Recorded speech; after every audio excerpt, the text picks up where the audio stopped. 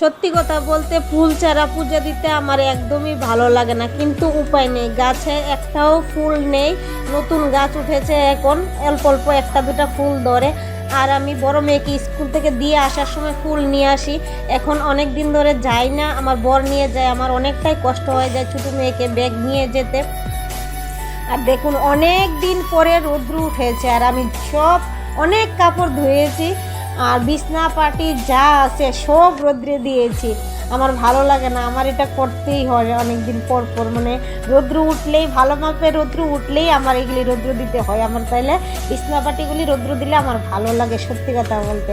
আর ছাদের মানে আমার টাওয়ার আছে, ছাদের ভিতরে টাওয়ারের সাইডগুলি দিয়ে মানে যা জায়গা আছে কোনো কোনা বাকি নেই, সব কোনাতে কাপড় দিয়েছি।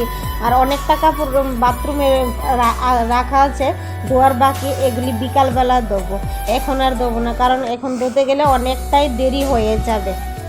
দুপুরবেলা রান্না উন্না করতে প্রায় 12টা 12:30 মতো হয়ে গেছে।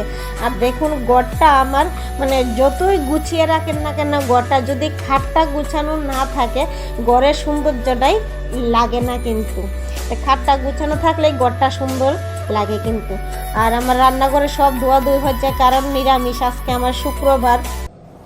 আর কালকে রাত্রে এই ব্লাউজটা সিলিয়েছি, তা কেমন হয়েছে জানাবেন। সবাই ভালো থাকবেন, সুস্থ থাকবেন, দেখা হবে নেক্সট ভিডিওতে। Tata, bye bye.